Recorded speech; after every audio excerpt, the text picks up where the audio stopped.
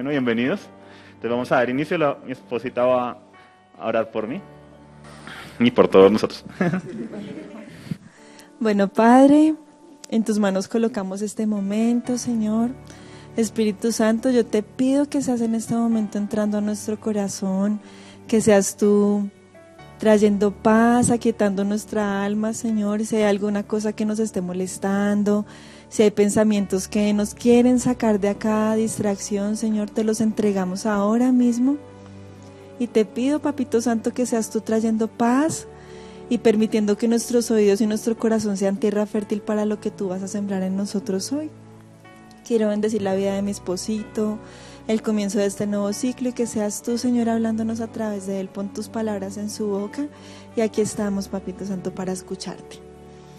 En el nombre de Jesús, amén. Amén. Y bueno, les quiero dar la bienvenida nuevamente, ¿sí?, a este quinto ciclo del Plan de las Edades. Un viaje que comenzamos hace 6 años, ¿cierto? A través de la Escritura, siguiendo de Génesis a Apocalipsis, que dice la Biblia y que habla acerca del propósito de Dios, ¿sí?, para nosotros y para nuestras vidas. Comenzamos preguntándonos por qué creó Dios todo, o sea, ¿para qué? ¿Cuál es el objetivo de todo?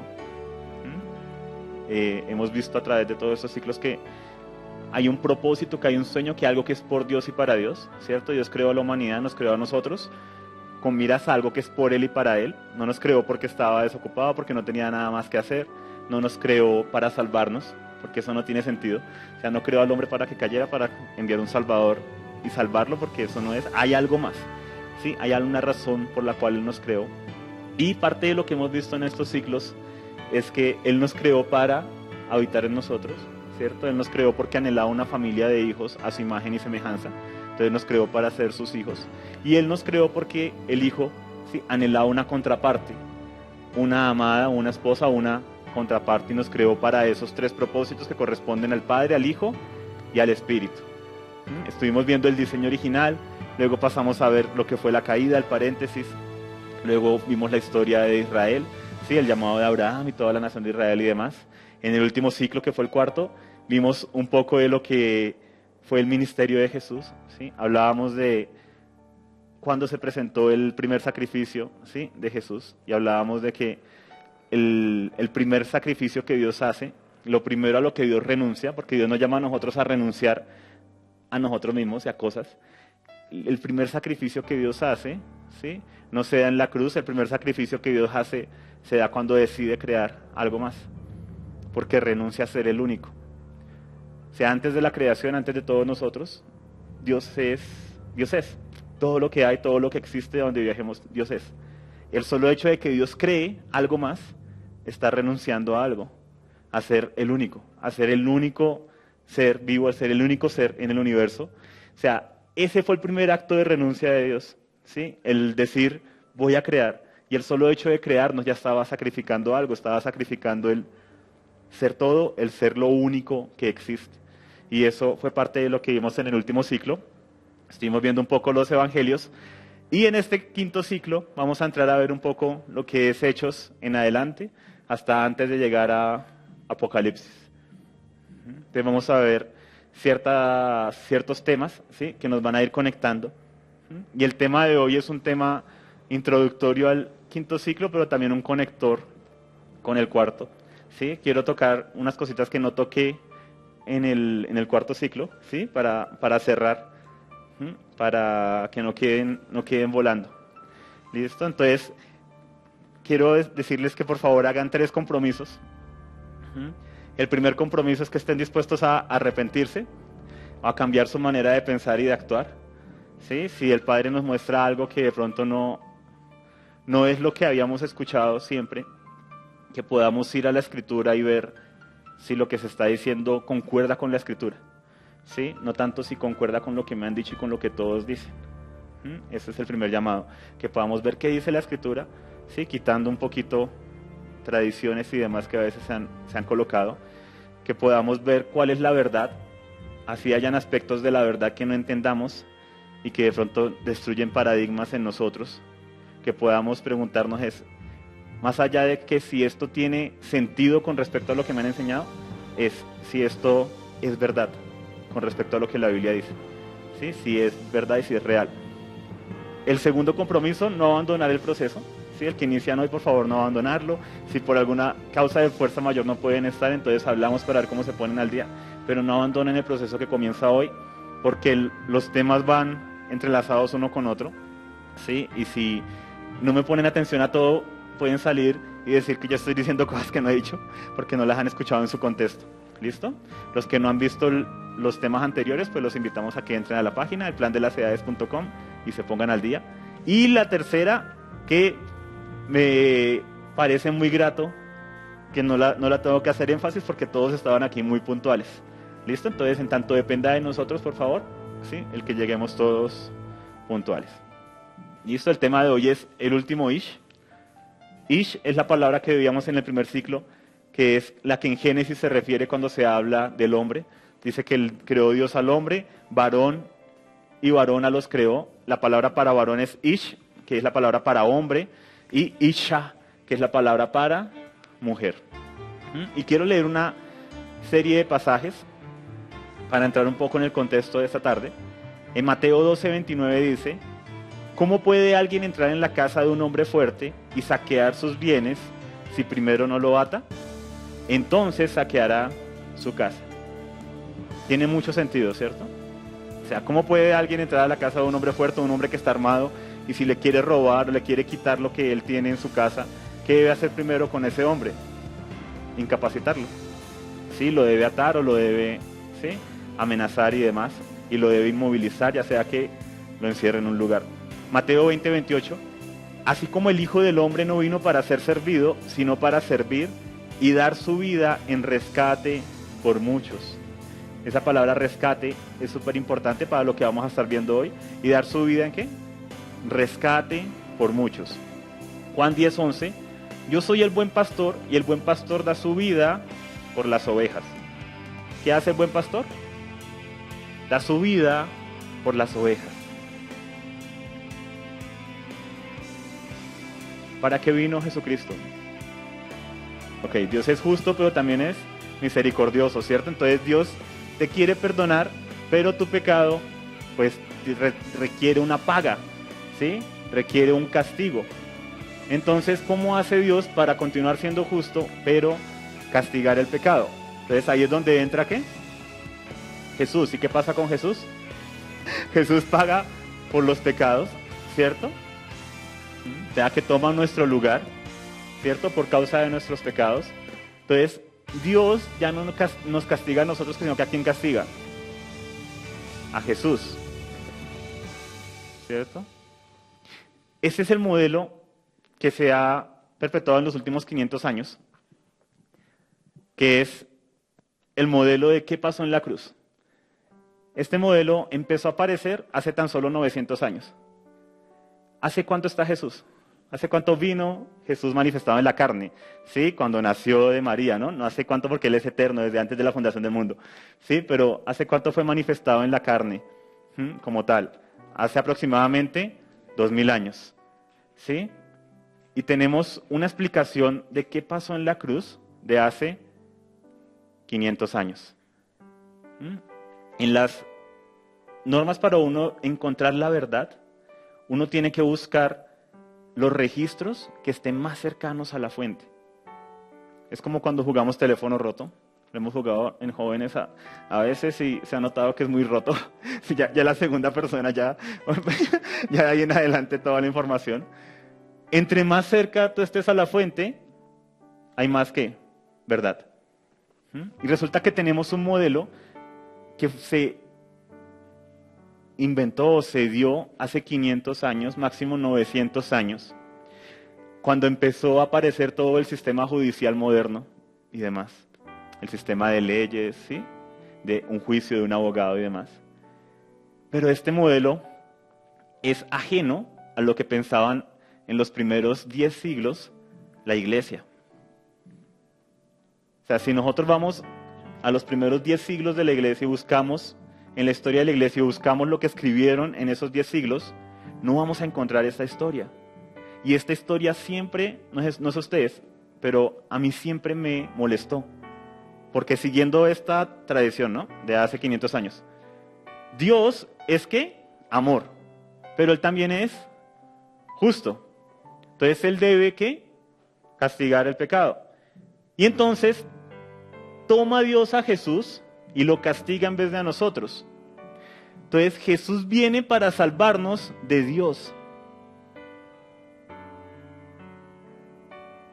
Pero Dios me dice, si alguien te ofende, perdónalo. Y me dice en el Padre Nuestro, perdona nuestros pecados como nosotros perdonamos a los que pecan contra nosotros. Y yo cuando perdono a alguien, yo no tomo y digo, bueno, te perdono y voy a darle duro a Joshua. Sí, a mi hijo Joshua, sí, voy y le doy duro a Joshua, listo, ya me desquité, sí, tengo un problema con mi esposa, mi amor, ¿sabes qué? Te perdono y voy y me meto al cuarto y le golpeo a Crystal, ya, sí, para que Crystal reciba el castigo y la pueda perdonar. O sea, siempre, sí, o sea, esta teoría, sí, de la expiación ha tenido esos huecos y desafortunadamente como nosotros veamos la cruz, va a ser como nosotros nos vamos a relacionar con otros. Por eso es que en el fondo, muchas personas les cuesta tanto perdonar. Porque en el fondo, ven que lo que pasó en la cruz no fue un perdón. Se castigó a alguien, solo que no fui yo. Y resulta que Cristo no viene para salvarnos de Dios mismo. Cristo viene para salvarnos de nosotros mismos, del pecado, de la maldad, del diablo y de la muerte. Entonces, ¿qué creían durante los primeros 10 siglos la iglesia? ¿Y de qué se escribió durante los primeros 10 siglos? Se escribió acerca de que Cristo vino para rescatar a los hombres de Satanás. Que cuando el primer hombre, pecó, obedeció a Satanás y desobedeció al Padre, de inmediato, por causa de eso, se convirtió en esclavo del pecado, en esclavo de Satanás. Entonces la humanidad fue llevada esclava, cautiva. Por causa del pecado entró la muerte. Y Satanás, por medio de ese engaño, ¿sí? Por medio de su envidia, que lo vimos también en el segundo ciclo, él envidiaba a Dios y envidió al hombre porque tenía la imagen de Dios. Dijo, el hombre, ¿cómo puede ser que el hombre tenga lo que yo no tengo? Yo quería el trono, yo quería, ¿sí? Ser como Dios y el hombre tiene lo que yo no tengo, entonces voy a hacerlo caer. Lo engaña para hacerlo caer y al hacerlo caer lo atrapa. Y queda el hombre cautivo bajo el poder de Satanás y en el reino de Satanás. Queda el hombre condenado a la muerte.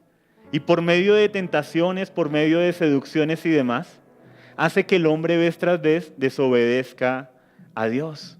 Y si vemos la escritura, vemos que vez tras vez está esta figura, ¿sí? de Satanás buscando que el hombre desobedezca a Dios. Cuando se presenta en Job delante de Dios mismo y Dios le dice, ¿si has visto a Job? Y recuerdan lo que le dice Satanás, le dice, él solamente te ama porque tú lo proteges. Déjame yo lo zarandeo. Sí, o sea, déjame yo lo pongo a prueba. Porque parte del cargo, del oficio de Satanás es ese, poner a prueba. Y él le dice, déjame, o sea, quítale tu protección y vas a ver cómo va a hablar en contra de ti este hombre. Y llega Satanás y prueba a Job. Y entonces vez tras vez en la historia de la humanidad, Satanás está ahí probando y demostrando algo, que él tiene el control de la humanidad, que el hombre es pecador. Entonces, ¿qué se creía en esos primeros siglos? Que Satanás tenía el control de la humanidad, de todos los que eran hijos del primer hombre, de Ish. O sea, todos sus descendientes, todos los descendientes del hombre y de la mujer, todos. Tanto los vivos como los muertos estaban bajo su poder por causa de la desobediencia de Adán. Entonces, ahí entra Jesús. Ahí entra Jesús que viene en una operación de rescate. Viene a rescatar al hombre. Y se hace hombre para crear una nueva especie, una nueva raza de seres. Los seres descendientes de Adán, todos los que somos descendientes de Adán, y Él viene a presentarse como el último Ish, el último hombre, y como una nueva creación, a crear nuevos hijos y a demostrar que se puede obedecer a Dios. Entonces cuando aparece, ¿cierto? Jesús nace, crece y demás, después de que es bautizado, ¿qué es lo primero que pasa con él? ¿A dónde lo lleva el Espíritu? Al desierto. ¿Para qué? Para ser probado por Satanás. Y ahí comienza la operación de rescate.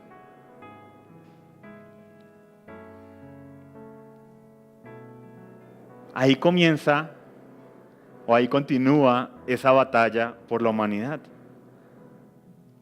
Porque si Satanás logra hacer que Jesús caiga, va a abortar el nuevo proyecto, ¿sí? El hombre 2.0. Y vez tras vez, Satanás busca hacer que Jesús caiga. Y durante todo su ministerio, él busca hacer que Jesús desobedezca al Padre. Porque eso es lo que él busca. Si él logra que Jesús desobedezca, ¿qué hace? Lo captura. Lo vuelve su esclavo. ¿Qué es lo que hace con todos los que después de Adán han desobedecido? Somos, ¿sí? O éramos esclavos del pecado y por medio del pecado esclavos de Satanás.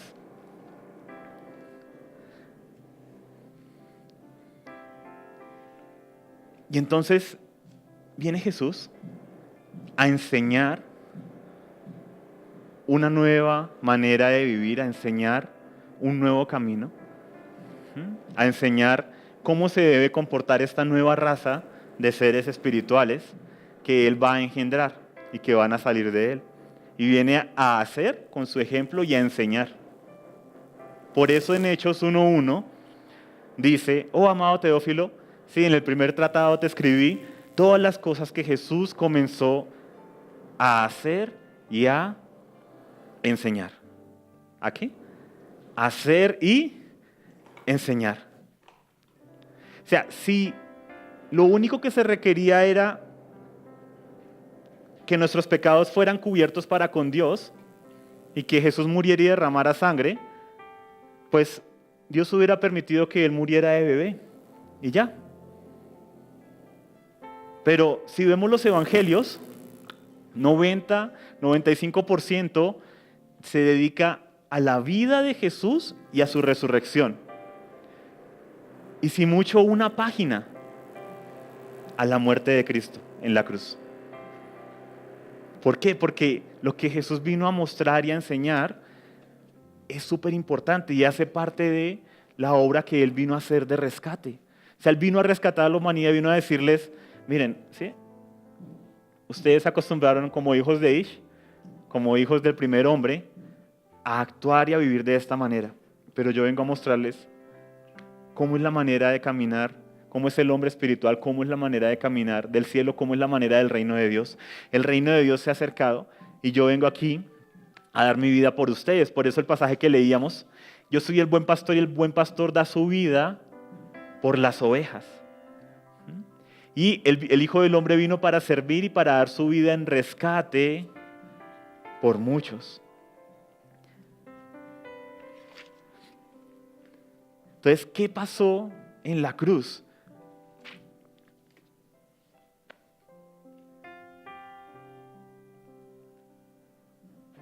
En Misterio de Misterios, y les voy a decir lo que escribieron los cristianos de esos primeros siglos. Ellos veían la cruz como una operación de rescate, como el pago de un rescate. De esta manera, voy a ponerles el ejemplo que había en esa época y que lo hemos visto también a veces en las noticias acá. ¿No han visto a veces en las noticias que salen que algún barco con mucha mercancía en las costas de África es capturado por piratas? Eso salió, hace algunos años salía muchas noticias, pero como ya se volvió tan común, dejaron de pasarlo en las noticias porque les interesa vender, pero sigue pasando. Entonces, llegan personas, ¿sí?, del continente africano, ¿sí? En lanchas, armados, toman el barco, ¿sí? Lo llevan hasta la costa y le piden a esas empresas, que usualmente son petroleras o empresas de mercancía y demás, que paguen un rescate para devolver el barco. En esta época, en la época del Imperio Romano, acontecía lo mismo. Las personas llegaban y se montaban a un barco, ¿sí? Los piratas, ¿sí? Llegaban y tomaban el control del barco y pedían un rescate. Entonces, en el Imperio Romano la palabra rescate era muy conocida, y cuando alguien te hablaba de rescate lo asociabas con eso. Sí, el rescatar a alguien, el pagar un rescate para liberar a alguien que ha sido tomado cautivo. Entonces, ¿qué creían los primeros cristianos? Que Jesucristo era el rescate que había pedido Satanás para liberar a los hijos de Ish, para liberar al hombre, para liberarnos a nosotros. Entonces Jesucristo no vino para salvarnos del Padre, sino que el amor del Padre es tal que dio a su único Hijo y se lo entregó a Satanás para rescatarte a ti y a mí. Y para que Satanás hiciera lo que quisiera con él. ¿Cómo se ve esto? Vamos a Marcos. En Marcos 14, del 43 en adelante, nos narra cuando arrestan a Jesús. Él les dice en el versículo 48, ¿acaso soy un bandido para que vengan con espadas y con palos a arrestarme? Día tras día estaba con ustedes enseñando en el templo y no me prendieron, pero es preciso que se cumplan las Escrituras. Entonces todos los que estaban con él lo abandonaron y huyeron. O sea, todos sus discípulos huyeron. Versículo 53.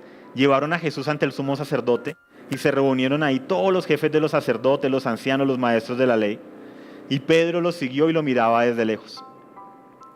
Y los jefes de los sacerdotes y el consejo en pleno buscaban una prueba contra Jesús para poder condenarlo a muerte, pero no la encontraban. Muchos testificaban falsamente en contra de él, pero sus declaraciones no coincidían. Entonces está ahí Jesús, está ya amarrado, está en medio del patio del sumo sacerdote. Están ahí empezando a dar testimonio en contra de él. Este hombre hizo esto, y otro decía, este hombre hizo lo otro, y no coincidían porque decían cosas que se contradecían. Este hombre ayer estaba en esta otra ciudad, y el otro decía, no, este hombre ayer estaba acá en el templo haciendo esto malo, y empezaban a dar testimonios que no coincidían y demás. Y decían, nosotros le escuchamos decir que iba a destruir este templo y que en 3 días lo iba a hacer, etcétera, etcétera. Y de repente Jesús se quedó callado, versículo 61, no contestó nada y le dijeron, ¿eres el Cristo, el Hijo del Dios viviente? Y le preguntó de nuevo el sumo sacerdote, y él dijo, sí, yo soy. Y ustedes van a ver al Hijo del Hombre sentado a la diestra del Todopoderoso y viniendo en las nubes del cielo. Y el sumo sacerdote dice, ¿para qué necesitamos más testigos? Aquí están. Y todos lo condenaron como digno de muerte. Y versículo 65, algunos comenzaron a escupirle, le vendaron los ojos y le daban puñetazos. Profetiza, le gritaban. Los guardias también le daban bofetadas. Ahora, ¿cuánto tardé yo en leer estos últimos 2 versículos? 5 o 10 segundos. Pero ¿de qué nos están hablando estos últimos versículos? De cómo comenzó ahí, físicamente, el sufrimiento de Jesús. Y comenzó a padecer.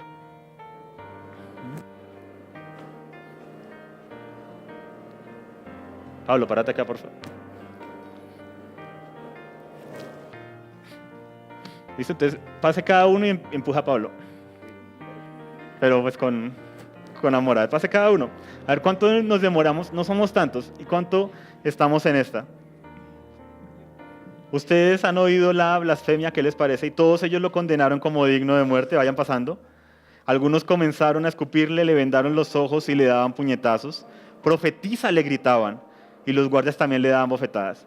Algunos comenzaron a escupirle, le vendaron los ojos. Aquí solo estamos empujándolo. Aquí nos dice que le comenzaron a escupir. Escupan a Pablo. No. Le vendaron los ojos, le daban puñetazos. Profetiza, le gritaban. Y los guardias también le daban bofetadas. Y la historia continúa. Mientras eso estaba pasando, Pedro estaba abajo en el patio, pasó una de las criadas del sumo sacerdote y cuando vio a Pedro calentándose, que él estaba allá abajo, le dijo, tú también estabas con ese nazareno, con Jesús, le dijo ella. Pero él dijo, no, yo no estaba con él, ni siquiera sé de qué estás hablando. Todo esto está pasando mientras arriba, ¿qué están haciendo con Jesús? Lo están escupiendo, lo están empujando, le están mofando, le están diciendo, eres profeta, ¿no? A ver, adivina, le tapamos los ojos, adivina quién te está golpeando. O sea, se estaban burlando, se estaban mofando de Jesús.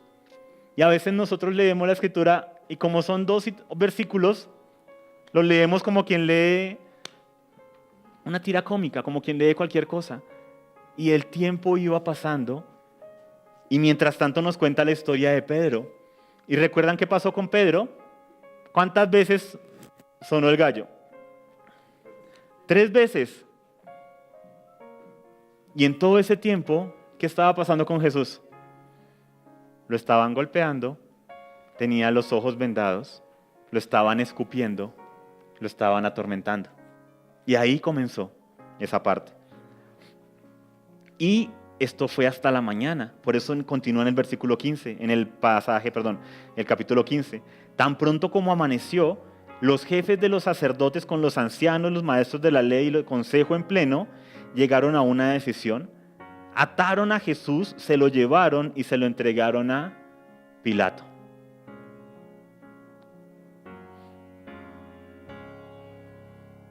¿Qué notaron ahí en lo que leí?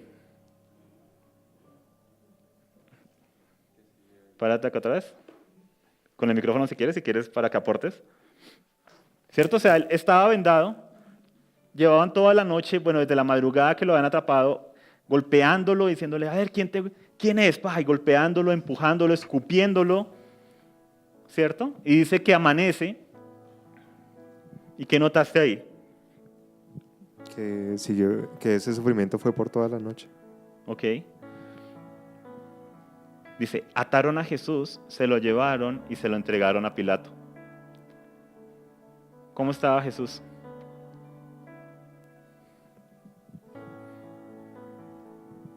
Pero si notan lo que dice, ¿qué hicieron con Jesús? Lo ataron. O sea, si yo te voy a pegar, ¿tú qué haces? Sales corriendo. Sí, o sea, tú ves que alguien en la calle, ves que alguien ¿sí? Tú percibes en tu espíritu, ¿sí? Que no tiene muy buenas intenciones y lo ves ahí hablando con otro y que te miran y que empiezan a venir hacia ti y son todos grandes y se nota que están como mirando a ver que no venga nadie. Tú no te vas a quedar ahí, ¿qué mira pasar? O sea, ¿tú qué vas a hacer? Esteban, ¿tú qué harías? O sea, vas por aquí, ves personas ahí y sales corriendo. Sí, ahora imagínate si alguien te empieza a pegar y a escupir. Y Jesús no estaba atado. Se empezaron a pegarle, le cubrieron los ojos, empezaron a escupirlo y le pegaban y le pegaban. Y Jesús no hizo nada. Porque Él se había entregado. Él había dicho, a mí nadie me va a quitar mi vida. Yo la estoy entregando. Y Él dijo, yo la entrego porque el buen pastor da la vida por sus ovejas. Y toda la noche, y no huyó, no se levantó, no oró para que Dios enviara una legión de ángeles y destruyeran a todo Jerusalén. Y continúa. Lo llevan donde Pilato y Pilato le dice, ¿eres tú el rey de los judíos? Y él le dice, tú mismo lo dices. Y los jefes de los sacerdotes se pusieron a acusarlo de muchas cosas. ¿Y no vas a contestar?, le preguntó Pilato. O sea, de nuevo, está Jesús ante Pilato, está ahí todos los demás. Y empiezan a decir todo lo malo que Jesús ha hecho según ellos. Empiezan a inventar y inventar y inventar. Y este hizo esto y lo otro, y habló mal de Roma, y habló mal del César, y dijo que iba a destruir a Roma, y que iba a destruir a, o sea, también Pilato dijo un montón de cosas. Y empiezan a mentir y a decir cosas que no habían acontecido. ¿Y qué se dice que hizo Jesús?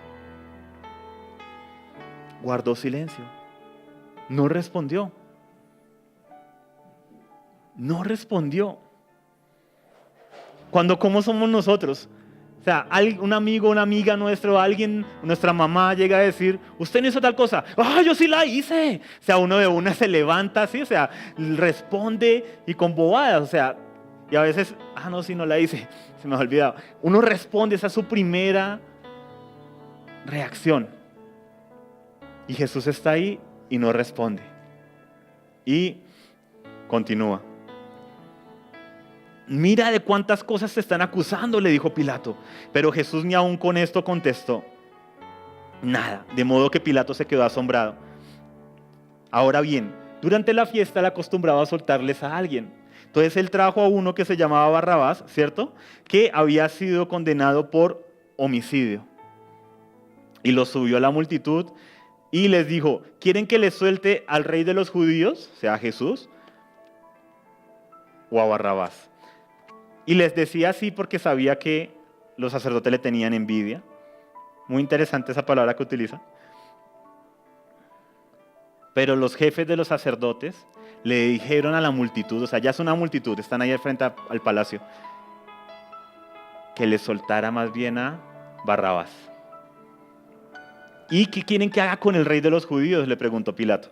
Ellos dijeron, crucifíquenlo. ¿Y por qué? ¿Qué crimen ha cometido? Y ellos simplemente decían, crucifíquenlo, crucifíquenlo, crucifíquenlo. Así que, como él quería estar bien con la multitud, Pilato le soltó a Barrabás y a Jesús lo mandó a azotar y lo entregó para que lo crucificaran. De nuevo, se nos da en un solo versículo toda una descripción de algo que duró muchos minutos, por lo menos media hora, mientras lo llevaban, mientras lo latigaban, mientras lo desnudaban, le desnudaban su espalda para latigarlo vez tras vez a Jesús. Y Jesús ahí no dijo nada. No se defendió, no buscó defenderse y demás. Los soldados, versículo 16 del Marcos 15, los soldados llevaron a Jesús dentro del palacio y reunieron a toda la tropa. ¿A quiénes? A toda la tropa, a todos los que estaban ahí. Le pusieron una corona con espinas, le colocaron un manto de color púrpura y le dijeron, salve, rey de los judíos. Lo golpearon en la cabeza, presente continuo, o sea que no fue un solo golpe. ¿Lo qué? Lo golpeaban en la cabeza con una caña y le escupían, y doblando la rodilla le rendían homenaje. Después de burlarse de él, le quitaron el manto, le pusieron su propia ropa y por fin lo sacaron para crucificarlo. Y ahí lo llevan a ser crucificado. En el versículo 22, y condujeron a Jesús al lugar llamado Gólgota, le ofrecieron vino mezclado con mirra, pero no lo tomó. Lo utilizaban como un anestesiante. Le ofrecieron vino mezclado con mirra, pero no lo tomó, y lo crucificaron. Repartieron su ropa, echando suertes para ver qué le tocaría a cada uno. Él fue crucificado desnudo. Versículo 25. Eran las 9 de la mañana cuando lo crucificaron. ¿Qué hora era? 9 de la mañana. ¿Cuándo qué? Lo crucificaron. Le colocaron un letrero que decía, el rey de los judíos. Y con él crucificaron a dos bandidos, uno a su derecha y otro a su izquierda. Y los que pasaban meneaban la cabeza, blasfemaban contra él y le decían, ¡ja! Tú que destruyes el templo y en 3 días lo reconstruyes, baja de la cruz y sálvate a ti mismo. Baja, no tienes que sufrir, baja de la cruz. Y de la misma manera se burlaban de él todos los jefes de los sacerdotes junto con los maestros de la ley. Salvó a otros, se burlaban, pero no se puede salvar a sí mismo. Que baje ahora de la cruz ese Cristo, el Rey de Israel, para que veamos y creamos. Y también lo insultaban los que estaban crucificados con él. Y está ahí Jesús crucificado, todos se burlan de él, todos se mofan de él, todos le dicen, bájate, si eres el rey hazlo. detrás de todo esto estaba Satanás. Y él quería hacer caer a Jesús. O sea, él quería que Jesús desobedeciera a Dios. Porque Dios ya había dicho, te voy a entregar a mi hijo a cambio de todos los demás. Pero Satanás no se iba a contentar con eso, él quería todo. No iba a soltar a la humanidad tan fácilmente, ¿sí? Iba a jugar ahí su triquiñuela. Pero fuera de eso, quería conquistar el trono de Dios. ¿Se acuerdan que desde el principio lo que él ha querido es el trono de Dios? Él miró y dijo, quiero el trono de Dios. Sí, quería sentarse en el trono de Dios. ¿Y quién está en el trono? Jesucristo. Y él quería el trono. Si él conquistaba a Jesús, obtenía el trono. No solamente de la tierra como estaba, sino también de los cielos. Y hasta el último momento buscó hacer que Cristo desobedeciera, porque si Cristo desobedecía, se hacía esclavo de él. Y por eso se acercan vez tras vez personas a tratarlo mal, a injuriarlo, a escupirlo, a golpearlo. Y en la cruz a burlarse, a decirle, sí, eres el rey, sí, eres el Mesías. Y estás ahí sangrando y estás ahí. Si eres el Mesías, bájate. Si eres el Mesías, demuéstranos y creeremos aquí mismo. Era Satanás tentando a Jesús. Él no descansó hasta el último momento en tentarlo, para que él fallara en su misión, para que no se diera lo que debía darse. Y desde el mediodía y hasta la media tarde quedó toda la tierra en oscuridad. Y a las 3 de la tarde Jesús gritó con voz en cuello, Dios mío, ¿por qué me has desamparado? Y cuando lo escucharon, los que estaban cerca creyeron que estaba llamando a Elías. Y un hombre corrió, empapó una esponja con vinagre y se la puso para que bebiera. Pero otro le dijo, no, déjalo a ver si viene Elías y lo salva. Entonces Jesús, lanzando un fuerte grito, expiró. ¿Desde qué horas estaba Jesús crucificado? 9 de la mañana. ¿Hasta qué horas? 3 de la tarde. ¿Cuántas horas pasó Jesús crucificado? 6 horas. La crucifixión es de las peores muertes que existen. Algunas personas creen que morir en la hoguera, incendiado, es de las peores muertes, pero no lo es. Porque tú primero te sofocas y quedas inconsciente y mueres, ni te das cuenta. De las peores muertes que hay es la crucifixión. Porque la posición en la que los colocaban, cerraba acá el diafragma, ¿sí? Le costaba a uno trabajo respirar, pero alcanzabas a medio respirar y continuar. Alcanzabas a tomar otra vez aire. Entonces no alcanzaba a darse que murieras ahogado, pero tampoco podías respirar bien. Entonces a veces habían crucificados que estaban ahí durante días y estaban en el camino para mostrar a las personas, miren, si ustedes desobedecen, si roban algo, si le hacen algo en contra del Imperio Romano, así van a terminar. Era la peor muerte, pero no solamente Jesús estaba siendo crucificado, había sido latigado, había sido golpeado, o sea, su cara moreteada, su espalda vuelta a nada, sangrando por todo lado, con dificultad para respirar, no durante unos cuantos minutos, o sea, estos son 3 versículos, pero estos 3, 4, 5, 6, 7 versículos nos narran lo que aconteció desde las 9 de la mañana hasta las 3 de la tarde, sin tener en cuenta lo que ya vimos que aconteció durante toda la noche. Nosotros a veces lo leemos y lo vemos como que eso pasó rapidísimo. Llegó alguien y le dijo, bájate de ahí. Llegó otro y le dijo, bájate de aquí. Y ya, se acabó. Fue rápido, fue así y Jesús se entregó y ya, murió. Pero fueron 6 horas de agonía. 6 horas con mala respiración. 6 horas sufriendo y 6 horas siendo atormentado. 6 horas en que venían personas a decirle, si eres hijo de Dios, bájate de ahí. 6 horas en las cuales venían a insultarlo, pero él decía, que nos muestran los otros evangelios, Padre, perdónalos porque no saben lo que hacen. Y 6 horas aguantando el no bajarse de ahí, el no pedir la ayuda de los ángeles para que vinieran a rescatarlo, y destruyeran a todos los que estaban ahí. 6 horas. 6 horas en esa agonía. Y él dice, Dios mío, ¿por qué me has abandonado? 6 horas. Pero lo hermoso es que esa parte de las frases que él dijo, esta frase que él dice, Dios mío, ¿por qué me has abandonado? Es una canción, es un salmo.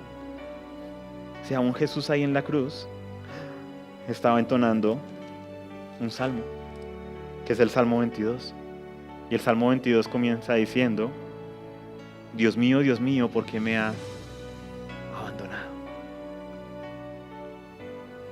O sea, eso fue lo que se alcanzó a escuchar de lo que él estaba diciendo. Pero el Salmo 22, lo hermoso es que no se queda ahí, dice, y quiero que puedan ver esto, o sea, Jesús está haciendo esta oración, este cántico en la cruz. Dios mío, ¿por qué me has abandonado? Lejos estás para salvarme, lejos de mis palabras de lamento. Dios mío, clamo de día y no me respondes, clamo de noche y no hallo reposo. ¿Cómo estuvo Jesús toda la noche? Primero estuvo orando, angustiado, que hasta escurría gotas de sangre. Y luego estuvo siendo, como veíamos, durante toda la mañana y madrugada, abofeteado, golpeado, escupido y demás, hasta que el amanecer lo llevaron. Y tú eres santo, pero tú eres santo, tú eres rey, tú eres la alabanza de Israel. En ti confiaron nuestros padres, confiaron y tú los libraste. O sea, Jesús está en la cruz muriendo y está entonando este salmo que habla de angustia, pero también habla de victoria y de libertad. Y los que estaban alrededor estaban tan confundidos que no le veían sentido. Dijeron, esto no tiene sentido, debe ser que está llamando a Elías para que lo salve. A ti clamaron y tú los salvaste, se apoyaron en ti y no los defraudaste. Nuestros padres confiaron en ti y tú los libraste. A ti clamaron y tú los salvaste, se apoyaron en ti y no los defraudaste. ¿Cuándo estuvo Israel cautiva? La primera historia que se nos cuenta de Israel cautiva, cuando Dios envía a un hombre a salvarlos, en Egipto.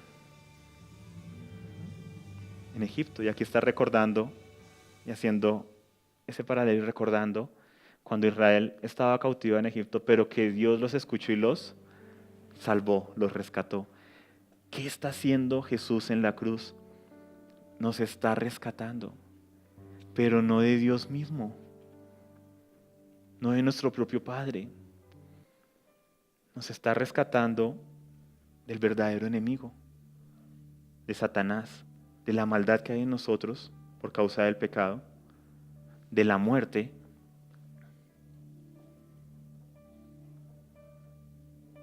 Pero yo gusano soy y no hombre. La gente se burla de mí, el pueblo me desprecia. Sigo leyendo el Salmo 22. Y si ustedes leen el Salmo 22 y lo comparan con los versículos de Marcos, de Mateo y demás de la crucifixión, es un paralelo, tal cual, tal cual. Cuantos me ven se ríen de mí, lanzan insultos meneando la cabeza. Este confía en el Señor, pues que el Señor lo salve, tal cual lo que le decían en la cruz. Ya que en Él se deleita, que sea Él quien lo libere. Pero tú me sacaste del vientre de mi madre, me hiciste reposar confiado en el regazo de mi madre, Fui puesto a tu cuidado antes de nacer, desde el vientre de mi madre, mi Dios eres tú. No te alejes de mí, porque la angustia está cerca y no hay nadie que me ayude. Muchos toros me rodean, fuertes toros de Basán me cercan. Contra mí abren sus fauces, leones que rugen y desgarran a su presa. Y quiero que recuerden cuando él estaba rodeado de los sacerdotes y demás. Pero fuera de eso, las huestes espirituales de maldad que estaban viniendo a presenciar la crucifixión. Como agua he sido derramado, dislocados están todos mis huesos.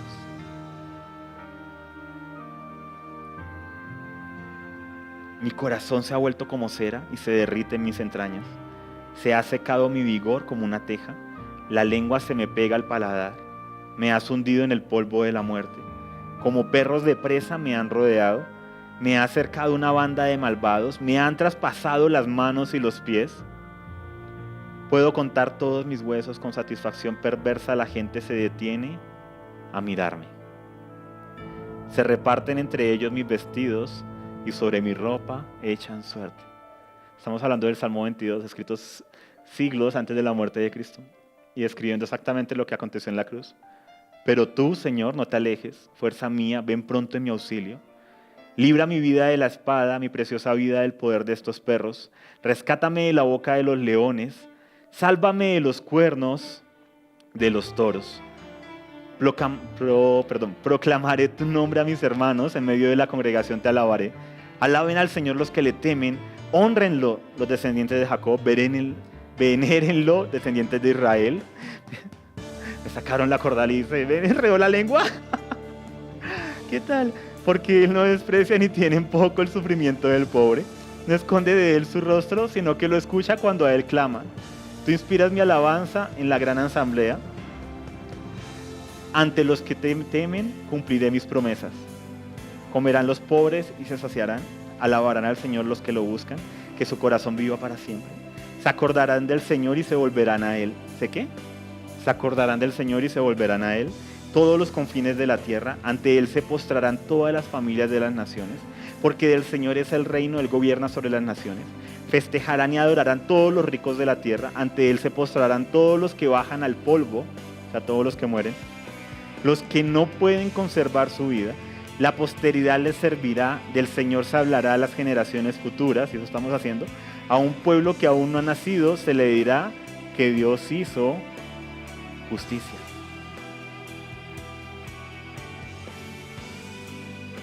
Y todo esto estaba aconteciendo en la cruz. Y aconteció en la cruz. ¿Qué se dio en la cruz? ¿Era apaciguar la ira de Dios o era rescatar a los cautivos de Satanás?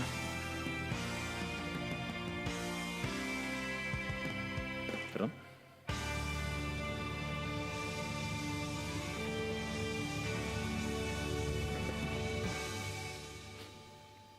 O sea, cuando se dice que Jesús murió por nosotros, es porque sí, así lo hizo, sino que a veces sí, el filtro que nos colocamos para leer la Escritura es un filtro que nos ha sido entregado.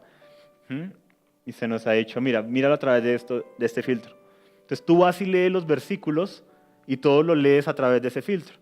¿Sí? Sí, Jesús tenía que ser justicia para su Padre, esto y lo otro. Y todos los términos, expiación, ¿cierto? Todo lo lees en esos términos y lo lees en términos de Jesús y el Padre. Pero entonces queda como que Jesús vino a rescatarnos de nuestro Padre. Y hay un problema, lo queramos aceptar o no, eso mina nuestra relación con Dios. Porque aunque nosotros no lo detectemos, inconscientemente sí detectamos que algo no está bien. Inconscientemente eso nos hace estar un poco prevenidos con el Padre. Porque aunque suena hermoso que Jesucristo murió en nuestro lugar, el hecho de que lo hiciera para con el Padre y que el Padre no nos perdone, así como si pide que perdonemos a otros, ahí empezamos a decir, un momento, pero ¿cómo funciona esto? ¿Por qué yo debo perdonar a otros perdonándolos, pero Dios tuvo que matar a Jesús? Cuando te das cuenta que es que así no es la historia, el Dios al enviar a Jesús nos estaba ya perdonando. Y Jesús vino para mostrar el perdón del Padre, porque aún siendo pecadores, Cristo murió por nosotros. Porque aún siendo pecadores, Cristo vino y dio su vida por nosotros. Es como si yo le digo a mi hijo, mi amor, no te vayas a mover de aquí del parque. Y mi hijo se distrae porque se le da una pelota o algo, o alguien lo llama, oye, ven, tengo un perrito. Y mi hijo se levanta del parque y va donde esa persona que está cruzando la calle. Entonces tiene que atravesar la calle y viene un bus a toda velocidad. Y yo me doy cuenta. Yo salgo corriendo, ¿sí? Tomo a mi hijo y lo tiro, y el bus, ¿qué va a pasar con el bus? Me va a chocar y me va a matar. Entonces, Yo morí por la desobediencia de mi hijo.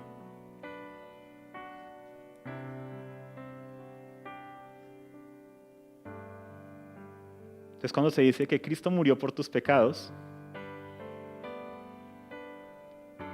es que Cristo vino a rescatarte. Y vino a quitarte del camino y decir, ven, tómalo. O sea, ¿me quieres? Aquí estoy. ¿Me quieres probar? Aquí estoy. Y por eso la tentación y en el desierto, aquí estoy. Vengo por ellos, aquí estoy. Y está siendo tentado y una tentación tras otra. Y su propio discípulo, sí, uno de los más cercanos, Pedro, le dice que no te acontezca esto. Y él le dice, Satanás, aléjate. O sea, está siendo tentado aún por las personas que son más cercanas a él. Su propia mamá y sus hermanos van a buscarlo y le dicen, ven, vámonos a casa, ya deja de predicar esto que te vas a hacer matar. Y aún así él dice, no, mis hermanos, mis hermanas son los que hacen la voluntad de Dios. Estos son mis hermanos y mis hermanas los que hacen la voluntad de Dios. Yo vengo a enseñarles y a mostrarles que es posible hacer la voluntad de Dios. Y vez tras vez él es tentado, pero está ahí y da su vida. ¿Por qué da su vida Jesús? Porque el hombre está enfermo. Los descendientes del primer Adán son esclavos del pecado, de la maldad, de Satanás y de la muerte, y necesitamos ser librados de ello. Por eso en Colosenses 1:22 nos dice, Colosenses 1:22, aunque ustedes estaban alejados y eran de ánimo hostil, ocupados en malas obras, sin embargo, ahora Dios los ha reconciliado en Cristo, en su cuerpo de carne, mediante su muerte, a fin de presentarlos santos, sin mancha e irreprensibles delante de Él. A fin de presentarnos, ¿cómo? Santos, sin mancha e irreprensibles delante de Él. Colosenses 2:15, habiendo despojado a los poderes y autoridades, hizo de ellos un espectáculo público, triunfando sobre ellos por medio de Cristo. Y así en Hebreos 2:14 al 15, así que por cuanto los hijos, nosotros, participan de carne y de sangre, también Jesús participó de lo mismo para anular mediante la muerte el poder de aquel que tenía el poder de la muerte, es decir, del diablo. ¿Quién dice la Escritura que tenía el poder de la muerte? El diablo. Y librar a los que por el temor a la muerte estaban sujetos a esclavitud durante toda la vida. ¿Por qué? Porque Satanás siempre buscaba poner a prueba a la humanidad y que desobedeciera a Dios. Hay personas que decían, no, yo por nada del mundo desobedeceré a Dios ni lo negaré. Pero entonces, cuando venía una situación adversa, donde se ponía en peligro su vida, negaban lo que Dios había hecho. O ahí sí violaban los mandamientos de Dios. Y era la manera en que Satanás mantenía el control. Por el temor a la muerte. Por eso es tan significativo que cuando Jesucristo resucita y da su Espíritu Santo a nosotros, Él quita el temor a la muerte. ¿Qué serías capaz de hacer si no le tuvieras temor a la muerte? Eso fue lo que hizo la iglesia durante sus primeros siglos. Dio su vida porque no había temor a la muerte. Y Satanás no podía tentarlos. Porque así como Cristo había vencido, ellos podían vencer en el poder de Cristo. Porque les pasó igual, los llevaban a los concilios, los golpeaban, les decían, niega a Jesús o te quemamos vivo, niega a Jesús o te echamos a los leones. Y ellos decían, aquel que no se patració, sí, aquel que no echó para atrás, aunque era escupido y abofeteado y aunque sufrió 6 horas en una cruz, yo voy a negar a mi Señor que me dio ejemplo y que me ha dado su espíritu y que me rescató del Satanás, del pecado, de la muerte. No, hagan conmigo lo que quieran porque ustedes me van a hacer algo que es temporal y va a pasar. Pero el castigo de ustedes si no se arrepienten es eterno. Yo no voy a negar a aquel que me llamó y que me amó y que dio su vida por mí. Hebreos 10:12, pero Cristo, habiendo ofrecido un solo sacrificio por los pecados para siempre, se sentó a la diestra de Dios. En 1 Juan 2:2, Él mismo es la reconciliación por nuestros pecados, y no solo por los nuestros, sino también por los del mundo entero. en primera de Juan 3:8, el que practica el pecado es del diablo, porque el diablo ha pecado desde el principio, y el Hijo de Dios se manifestó con este propósito, para destruir las obras del diablo. Entonces, ¿qué se da con la manifestación de Jesús en carne? Con su enseñanza durante toda su vida, todos esos capítulos de la Biblia que están ahí, con su muerte y con su resurrección, se da el perdón. O sea, Dios nos muestra que nos ha perdonado. Dios, al enviar a su Hijo, demuestra que quiere reconciliarse con el hombre. Y Jesús viene a enseñarnos cómo es caminar estando reconciliados con Dios. Pero no solo eso, Dios nos rescata ¿de qué? Del poder del pecado, del poder de Satanás, de la maldad y de la muerte. O sea, el hombre tiene una enfermedad, se llama pecado. Y a veces nosotros hablamos de que Dios cubre nuestros pecados y utilizamos esa expresión con una facilidad y a veces no nos damos cuenta de lo que estamos diciendo, porque utilizamos un término que a veces algunos traductores escogieron para decir que Él cubre los pecados, pero que no da la esencia de lo que esas palabras significan. Si aquí se daña esta pared y yo coloco un cuadro, incluso creo que hay un cuadro por ahí que detrás tiene un daño, si yo coloco el cuadro, pues yo ya que no voy a ver que la pared está como dañada, pero ¿qué pasa con la pared? Sigue dañada. Sí, hubo un tiempo en que por causa de que esta casa de al lado estaba abandonada, toda esta pared de acá de su lado derecho, ¿sí?, se llenó de humedad. Así terrible. Nos tocó mandarla a sanar, pero solo de este lado. Entonces nos tocó mandar a poner una pared intermedia para esconder ese daño, porque no había manera de entrar allá al otro lado y los dueños estaban desaparecidos y demás. Ya vinieron y la arreglaron, tranquilos, no se va a caer. Si se cae es porque ahorita están tumbándola, pero no. Es esa pared de allá atrás, ¿sí? Pero se cubrió nomás. Pero después de un tiempo, como a 1 año, 2 años, 3 años, de repente empezó a salir agua por el suelo. Se inundó toda esa alfombra, fue entre semana, se inundó allá la cabina de sonido. ¿Por qué? Porque el daño continuaba ahí aunque no se veía. Entonces a veces nosotros vemos ese tema de que Él nos rescata del poder del pecado, como que Cristo es como que Él simplemente se hace el de la vista gorda. Ay, sí, no, sigue con tus pecados, que igual yo te veo bonita. Sí, o sea, como si Dios negara la realidad. Pero no es eso. O sea, Dios se da cuenta de que el hombre está enfermo, de que necesita un rescate. Y si tú tienes una persona que está enferma y tiene un cáncer, tiene un tumor, tú no le vas a echar maquillaje. Tú no le vas a decir, ¿sabes qué? Ahora utiliza chaquetas gruesas para que no se te note, ¿sí?, la enfermedad. O sea, ¿tú qué vas a hacer? Le vas a hacer pruebas, exámenes, lo vas a enviar a cirugía. Así estén 48, 72 horas en cirugía para remover hasta la última célula maligna de su cuerpo, para rescatar y salvar a esa persona. Entonces, cuando Dios envía a su Hijo como propiciación, como rescate por nosotros, para rescatarnos del poder de la maldad, de Satanás y del pecado, viene para hacer ese rescate y esa limpieza en nosotros. Para que los que son hijos le den la espalda al pecado y ya no vivan conforme a la carne y conforme al el ADN del primer hombre, sino que vivan conforme al último hombre, al último Ish, conforme a Cristo, y sean limpiados por completo.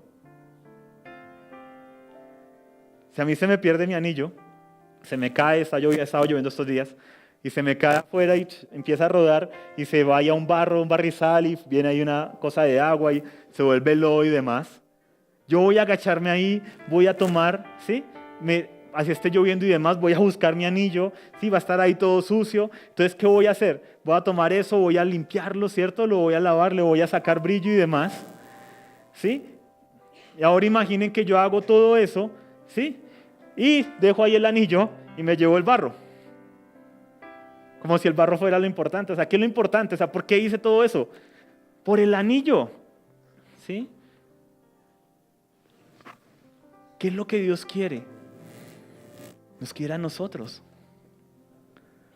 O sea, Dios no quiere el pecado. Nos quiere a nosotros. O sea, su lucha no es con el pecado. Su lucha es por acercarnos a nosotros, por acercarse a nosotros y que nosotros nos acerquemos a Él. O sea, Dios nos está buscando a nosotros. O sea, Él no está buscando, te va a limpiar, chin, chin, chin, listo, y te tira de nuevo allá. Sí, o sea, Él no, ¿cómo se dice? Su obsesión no es el pecado. Que a veces creemos que esa es la obsesión de Dios, ¿no? Me porto bien, me porto mal, como ve, lo que escucho, lo que veo, lo que... Dios no está obsesionado con eso. Dios está, si se puede utilizar esa palabra, sí, obsesionado, apasionado por nosotros. ¿Qué es lo que pasa? El pecado, la maldad, Satanás, todo eso son estorbos. Son como el lodo que me tocó quitar y demás y remover para obtener lo que yo realmente quiero, que es mi anillo. Entonces, Él envía a Jesús para quitar el poder de la muerte, para quitar el poder del pecado, para santificarnos, para limpiarnos, pero porque nos quiere a nosotros. Y vez tras vez, nosotros le damos a Dios lo que Él no quiere. Y llegamos a Dios y oramos y le decimos: Señor, te entrego mis cargas, te entrego mi pecado, te entrego mis preocupaciones, te entrego mi estrés. Nosotros estamos acostumbrados a entregarle a Dios lo peor. O sea, lo que Él no quiere. Porque Él todo eso, por eso envió a su Hijo para rescatarnos y para limpiar todo eso. Para quitarlo de en medio, para que no lo tengamos. Y nosotros a veces vamos y nos descargamos con Dios y le entregamos, y nuestras oraciones revelan eso. Le entregamos todo lo peor. Y decimos: ya me siento mejor. Gracias a Dios. Y nos vamos y Él nos quiere a nosotros. O sea, Él nos quita así, nos ayuda a limpiar, que el estrés nos ayuda a limpiar, ¿cierto? Esas cargas nos ayuda, ¿sí? Pero es porque nos quiere a nosotros. Y esa es la cosa, Él nos anhela a nosotros y por eso dio a su Hijo, por nosotros, en rescate por nosotros. Y su sacrificio es un sacrificio heroico. Él murió para que seamos libres, dio su vida por nosotros. Es como el sacrificio del padre que se lanza a la carretera por su hijo, ¿sí? Porque quiere que su hijo viva. No es, me tocará ir a qué, ¿sí? Sino por amor, por pasión, por anhelo y deseo de ver a su hijo bien. Y obtiene la victoria sobre Satanás, nos limpia, su sangre nos limpia del pecado, que es todo aquello que nos separa de Dios. Y Él vino a enseñarnos y a revelarnos los caminos de Dios Padre. Cómo vivir en santidad, cómo vivir en amor, cómo vivir en el poder del último Ish. ¿Qué quiere Dios? Nos quiere a nosotros y por medio de Cristo nos busca a nosotros. En Romanos 5:15 dice: si porque por la transgresión de uno, por la desobediencia de uno murieron muchos, mucho más la gracia de Dios y el don por la gracia de un hombre, de Jesucristo, abundará para muchos. O sea, el asunto con Jesucristo era la obediencia a Dios. O sea, quiero que vean que el asunto ni siquiera era la cruz, era la obediencia a Dios. Por eso tenemos toda el 90% de páginas de la vida y resurrección de Jesús y un capítulo acerca de su muerte. Porque el tema era cómo Él fue obediente hasta la muerte y muerte de cruz. Por tanto, como el pecado entró al mundo por medio de un hombre, Romanos 5:12, y por medio del pecado entró ¿qué? La muerte, así también la muerte se extendió a todos los hombres porque todos pecaron. Primera de Corintios 15:45, así también está escrito: el primer hombre, Adán, fue hecho un alma viviente, el último Ish, o el último Adán, un espíritu que da vida. Filipenses 2:8, y hallándose en forma de hombre, Jesús se humilló a sí mismo, haciéndose obediente hasta la muerte y muerte de cruz. ¿Por qué dice que haciéndose obediente hasta la muerte? Y a veces nosotros solamente decimos, porque fue a la cruz y murió. No, porque durante 6 horas continuó siendo tentado. Recuerden que en mismo Hebreos dice que Él fue tentado en todo como nosotros, pero sin pecado. Por eso se nos dice que Jesús no apareció de la nada, sino que nació, ¿cierto? Nació de María, creció, fue tentado en todo. Fue tentado en todo, tuvo sus luchas, sus tentaciones, pero sin pecado.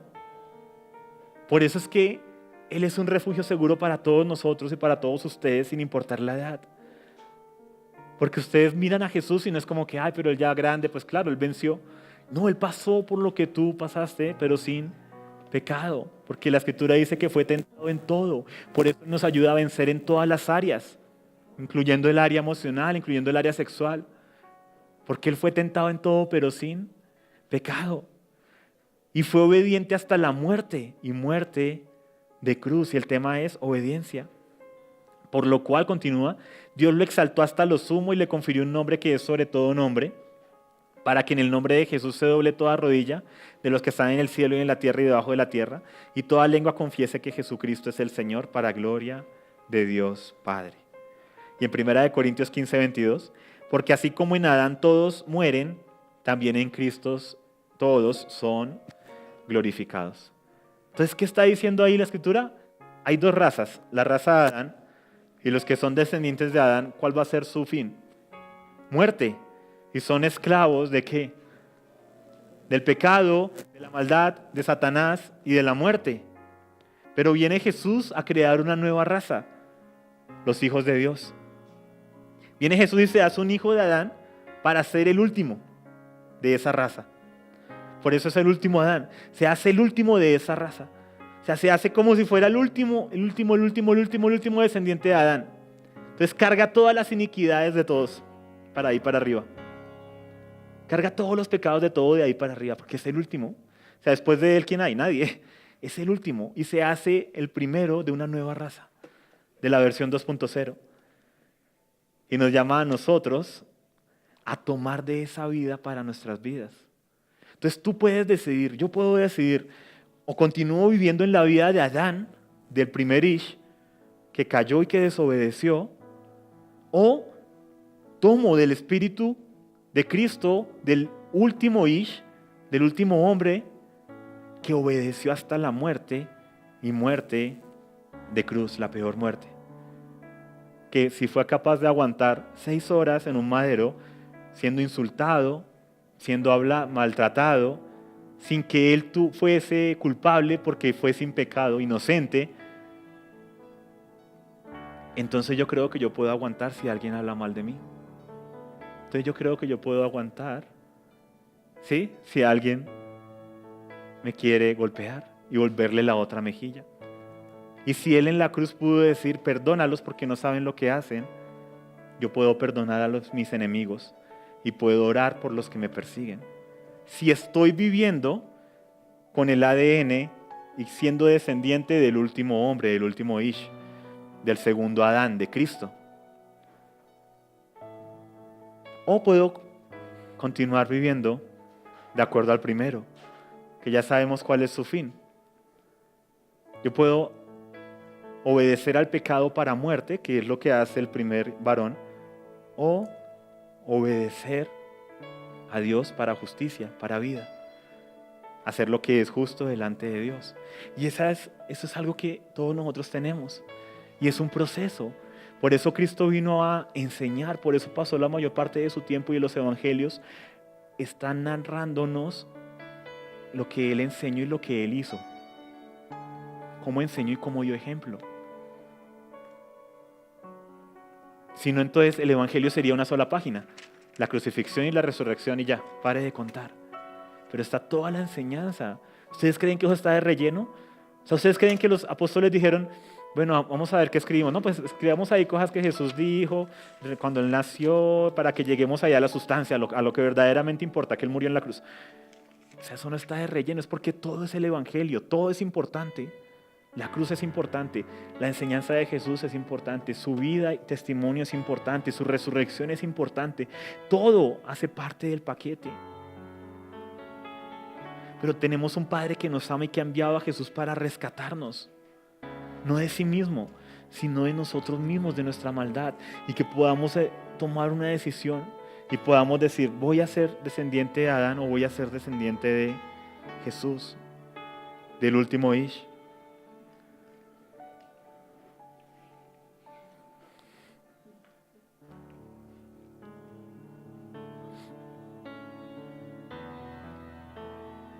y todo lo que hizo Jesús, y nosotros a veces le entregamos lo peor. ¿Y qué busca Él? O sea, ¿detrás de qué está Él? De nosotros. Imagínense la mujer de parto dando luz a su hijo y todo, y que al final, cuando por fin ya, ¿sí? Salió el bebé, se escucha el llanto y demás, le pasan una bolsa. Miren, aquí están las sábanas untadas de sangre, aquí están las vendas, aquí está también, ¿sí? Toda la sangre que cayó, aquí está lo de la epidural, la jeringa, mire, tome. ¿Y yo para qué quiero esto? O sea, yo no quiero eso. O sea, ¿qué está pensando la mamá en ese momento? ¿Qué quiere ver? ¿Qué quiere ver y asegurarse de que esté bien? ¿Qué es lo que ella quiere? Pasó dolor, sangró, lloró a veces y demás. Algunas, cuando les pasa con mucho dolor, gritan y demás en agonía, pero una vez que ya es el parto, ¿qué dicen? Ay, venga, veo cómo está la sangre, cómo quedé, venga, y sí, me van a coger puntos. O sea, no, ¿en qué está pensando? ¿Qué quiere ver? ¿Qué anhela ver? ¿Qué anhela tener cerca? El bebé. El bebé, o sea, su obsesión, todo es por el bebé, por esa nueva vida. Y así es con Dios. O sea, Dios te anhela a ti, pero a veces es más fácil darle lo otro. Entonces oramos y le decimos: Señor, te entrego mi pecado, te entrego mis cargas, te entrego o sea, el pecado y la razón por la que Él vino a librarnos de esa inmundicia, no para poner una cubierta, sino para sanar la pared, sellarla, resanarla y demás, y sanarla y dejarla como nueva. Y nosotros le queremos entregar aquello que Él odia, y aquello por lo cual murió Cristo, para limpiarnos. Y ese es el tema, o sea, Cristo murió para limpiarnos de toda maldad, no para cumplir un requisito legal, que es lo que hace el otro modelo de hace 500 años. Se vuelve una transacción legal. Ya, la transacción está, entonces no importa cómo tú vivas, porque ya se cumplió el requisito legal. Sí, si tú lo crees con tu mente, entonces se aplica a tu vida. Sí, y no, es la historia, es el plan de las edades, es la historia de un Dios que de Génesis a Apocalipsis está apasionado por su proyecto, un lugar donde habitar, ¿sí? Hijos a su imagen y semejanza y una amada. Pero su amada, sus hijos, su lugar donde habitar están sucios. Los está habitando alguien que no pertenece ahí. Y envía a su Hijo Jesús a rescatarlos. Y ya en el ciclo pasado hablamos de lo que pasó también cuando Él desciende al Hades. ¿Sí? Y ahí en el Hades, todas las huestes espirituales de maldad caen delante de Él, caen de rodillas delante de Él, rescata a los cautivos y los saca del lugar de los muertos y se los lleva. Él vino a rescatarnos y a dar su vida por amor, por pasión a nosotros, pero porque nos quiere a nosotros. Nos quiere a nosotros. Nos quiere a nosotros. Y es deber de todos y cada uno de nosotros, si entendemos esto, darle lo que Él quiere. O sea, Dios no está obsesionado con las cosas, ¿sí? Con lo que viste o no viste, con lo que hiciste o no hiciste. Lo que pasa es que esas cosas te alejan de verlo a Él. Entonces, Él te limpia para que te puedas acercar a Él.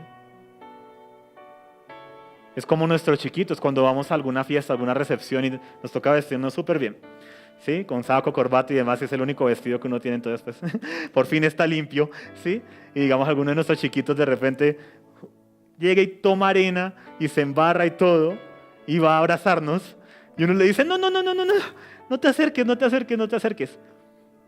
No porque uno no lo ame, no porque uno no lo quiera, sino porque está ¿qué? Sucio. Pero tú no lo vas a dejar ahí. ¿Sabes qué? Quédate acá. Que lo cogí es chiquito. Quédate acá, no vayas al evento. Espérame aquí en la casa, aquí te dejo comidita y un vaso de agua.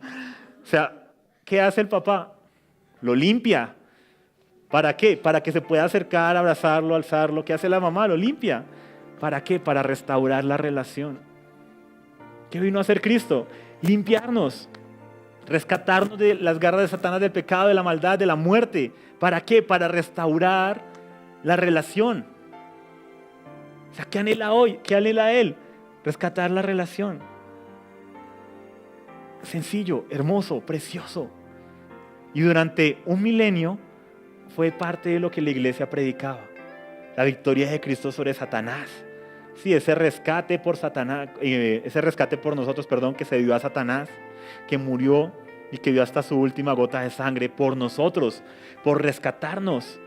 Y que Satanás se encarnizó en ese último día en intentar hacer que él cayera y que él desobedeciera. O sea, él lo estaba torturando no solamente por buscar placer, él quería que él desobedeciera. Si él lo quisiera matar, lo hubiera matado esa misma noche en el huerto. Pero no, toda la tortura, toda la injuria, todos los insultos eran para que desobedeciera. Y él repite su mismo patrón. ¿Qué quiere con todos y cada uno de nosotros? Que desobedezcamos y que nos cortemos la relación con Dios. ¿Qué quiere Dios? Que restauremos la relación. Cuando tú estás en desobediencia, cuando tú le tienes algo guardado a tus padres, la relación, lo quieras o no, se corta. O sea, tú no te portas igual con ellos. O sea, hay algo que te empieza a alejar de ellos. Y no son ellos los que se alejan. Eres tú por tu pecado y por tu mentira, por tu engaño, que te empiezas a alejar. Entonces Dios viene y dice, te voy a quitar todo aquello que te aleja de mí. Pero tú tomas la decisión, yo te quiero a ti. Entonces la invitación es para que continuemos con esta serie de temas. Quiero darle las gracias por estar acá. Pero también para que cada vez que oren, cada vez que tengan tiempos con Dios, aún si escuchan a alguien orar y que de pronto ora de esa manera entregando sus pecados, si de pronto nosotros lo hacemos por causa de la costumbre, lo que sea, que no sea para juzgar, ¿sí me entienden? Pero que tú en tu relación con tu Padre aprendas a darle lo que realmente Él anhela, que es a ti.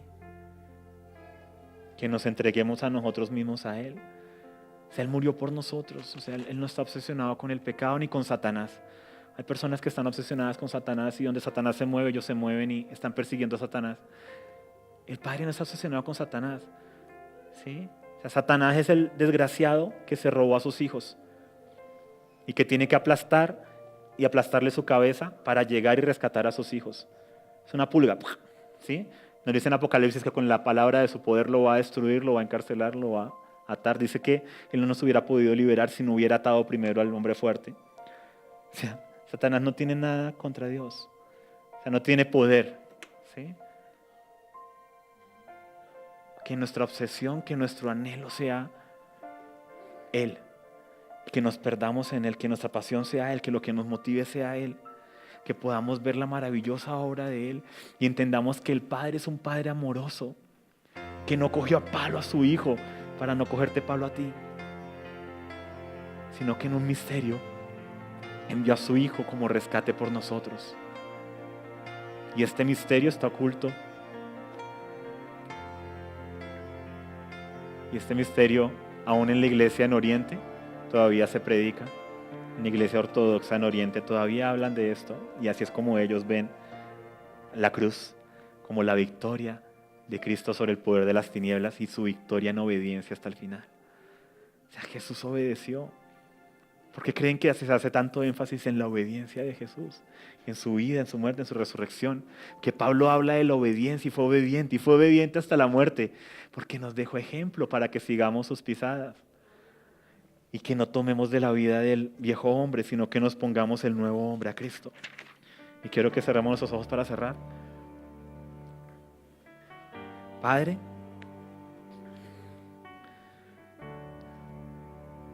te pedimos que podamos ver como tú ves, Padre. Te pido para que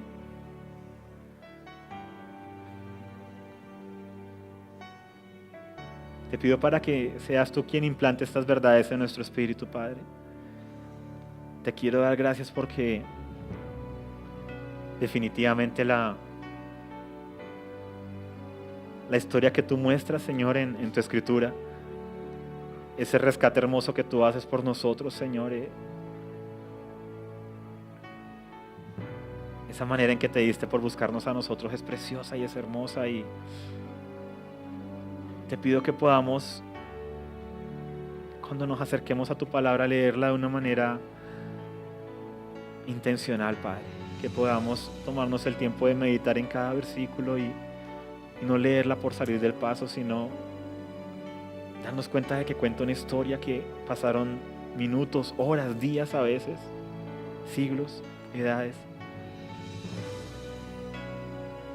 Padre, te doy gracias porque el sacrificio de Jesús en la cruz, la manera en que Satanás buscó hacer que desobedeciera hasta el último momento, la manera en que se encarnizó en destruirlo, en humillarlo, en escupirlo, y ver cómo nuestro amado Jesús venció. ¿Cómo venciste, Señor? Y cómo esa motivación de obedecer al Padre y de cumplir su sueño, de rescatarnos a nosotros, con razón dice que de tal manera el Padre amó al mundo que envió a su único Hijo para que todo aquel que en él crea no se pierda, mas tenga vida eterna. Con razón tú nos llamas a perdonar como tú nos has perdonado, porque tú nos perdonaste y por eso enviaste a rescatarnos, porque ya había perdón en tu corazón. Te pido, Padre, que todo aquello que me aleje de ti, Señor, que nos aleje de ti. Ay, Padre, queremos quitarlo de nuestras vidas, queremos vivir de acuerdo al último hombre, al último Adán, al último Ish, a Jesucristo. Padre, no quiero revolcarme en el lodo que tú ya quitaste y limpiaste. No quiero aferrarme a cosas que me alejan de ti, Padre, que nos alejan de ti. Te pido para que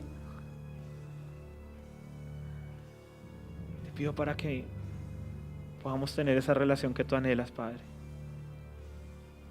Anhelo que todos y cada uno de estos jóvenes hermosos, Padre, aquellos que, aunque no pudieron estar hoy, puedan escuchar esto, Padre, que todos y cada uno de nosotros tengamos un mayor entendimiento de tu grandeza, de tu amor, pero que nos sirva para acercarnos a ti, Padre, y para despojarnos de todo peso, de todo pecado, de toda mugreza, toda mugre, de todo lo que nos asedia.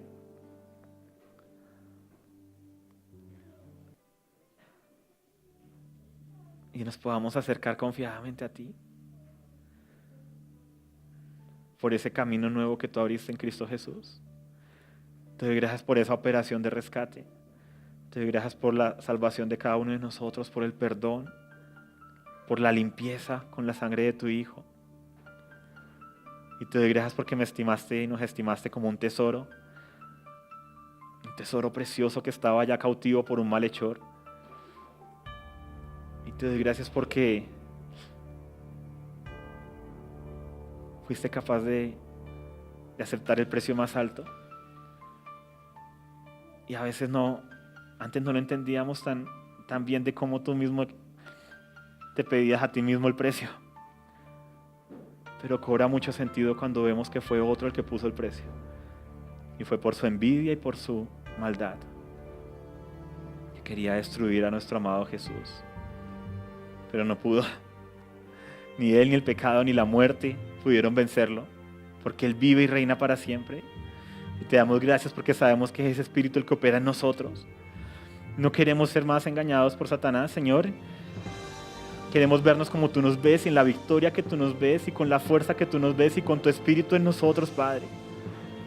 Y te pido para que, como fue con Cristo, que así nos cueste lágrimas y la vida misma, podamos hacer tu voluntad y podamos continuar en ese proceso de sanar, no de cubrir y aparentar que todo está bien, sino de aceptar donde hay problemas, pero sanarlos y avanzar en el poder de tu Hijo amado. Amén.